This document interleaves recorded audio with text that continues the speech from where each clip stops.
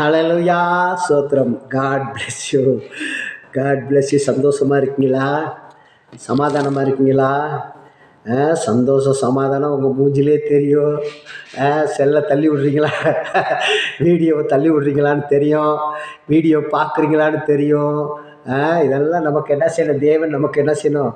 நன்றாக நடத்த வேண்டும். என் அன்பு பிள்ளைகளே, சோத்திரம். இந்த நாளையில் கூட சோத்திரம், அவங்க தாயும் தகப்பனும் வேலைக்கு போகிறவங்க எத்தனை பேர் இருப்பாங்க, வேலை செய்கிறவங்க.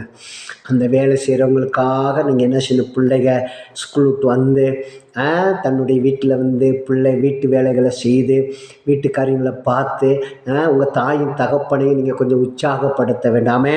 சோத்திரம். ஏன்னு கேட்டால் அவங்க படுற பாடுகள், அவங்க படுற கஷ்டங்கள் யாருக்குன்னு அந்த பிள்ளைகளுக்காகத்தானே, என் மகளுக்காகத்தானே, என் மகனுக்காகத்தானே. சோத்திரம். அதையும் சொல்லுவாங்க பார்த்தீங்களா, அது மூத்த பிள்ளை, பெரிய பிள்ளை, இது சின்ன பிள்ளை அப்படின்னு. அப்போ சின்ன பிள்ளையாக இருந்தாலும் பெரிய பிள்ளையாக இருந்தாலும் தன் வீட்டை விட்டு நீங்கள் என்ன செய்யக்கூடாது? அடுத்த வீட்டில் போய் உட்கார்ந்து உங்களுடைய கதைகளை பேசக்கூடாது. உங்களுடைய கதைகள் அதல்ல. உங்கள் ஃப்ரெண்ட்ஸாக இருக்கட்டும், ஃப்ரெண்ட்ஸை எங்கே வைக்கணுமோ அந்த லெவலில் தான் உங்களுடைய ஃப்ரெண்ட்ஸை வைக்கணும். உங்களுக்கு ஒரு கெடுதல் வருதுன்னா ஃப்ரெண்ட்ஸ் நிமித்தம் வரலாம். உங்களுக்கு அவமானம் வருதுன்னா ஃப்ரெண்ட்ஸ் நிமித்தம் வரலாம். ஒரு வேதனை வருதுன்னா ஃப்ரெண்ட்ஸ் நிமித்தம் வரலாம். ஆனால் உங்கள் தாய் தாப்பனுக்கு இது தெரிய போவது அல்ல, தெரியவும் தெரியாது. ஆனால் நீங்கள் நன்றாக படிக்கிற பிள்ளைகளாக இருந்தால் ஞானத்தோடு இருக்க வேண்டும். ஞானத்தை பெற்றுக்கொள்ள வேண்டும். தேவன் ஞானத்தை எனக்கு கொடுங்காண்டவர்.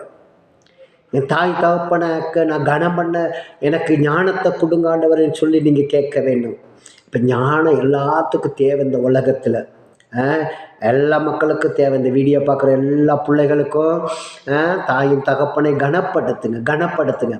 உங்களை பெற்று வளர்த்து கர்ப்பத்திலேருந்து பிரித்து வேர்பிரித்து உங்களை சுமந்து எத்தனை காரியங்கள் உங்களுக்கு பாலுக்காக, உங்களுக்கு பிஸ்கட்டுக்காக, சோதரம் உங்களுடைய காரியங்களுக்காக நீங்கள் வைத்த வழின்னு அழுகும்போது எவ்வளோ ஒரு வேதனை, பலவீனத்தோடு இருக்கும்போது எத்தனை ஒரு வேதனையாக தாயும் தகப்பன்னு வேதனைப்பட்டிருப்பாங்கன்னு உங்களுக்கு தெரியாது. ஆனால் நீங்கள் பார்க்குறது எல்லாம் ஒரு வேதனை இல்லாதது போல் பார்ப்பீங்க. இது ஒரு வேதனையே கிடையாது. ஆனால் உங்களுடைய வாழ்க்கையில் அப்படியா கொஞ்ச காலம் வரும்போது தான் இது வேதனை இல்லைன்னு தெரியும். அதனால தான் இன்றைக்கி இந்த வீடியோ போடுறேன். வேதனையோடு இருக்க பிள்ளைகளை நீங்கள் தாயும் தகப்பனை கனப்படுத்துங்க. தாயும் தகப்பனுக்கு நல்ல சலுகை பண்ணுங்கள், நல்ல உதவி செய்யுங்க, நல்லா பேசுங்க. சிரிச்ச முகத்தோடு தாயும் தகப்பன்ட்டே பேசுங்க. அது மாதிரி சந்தோஷம் எதுவும் கிடையாது. தாயும் தகப்பனும் பிள்ளைகளை சிரிச்ச முகத்தோடு பேசுங்க, சந்தோஷத்தோடு பேசுங்க. சொல்லணும், எங்கள் அப்பா சிரிச்ச முகம், எங்கள் அம்மா சிரிச்ச முகமாக இருப்பாங்க எங்கள் வீட்டில். அவங்களுக்கு எந்த கவலை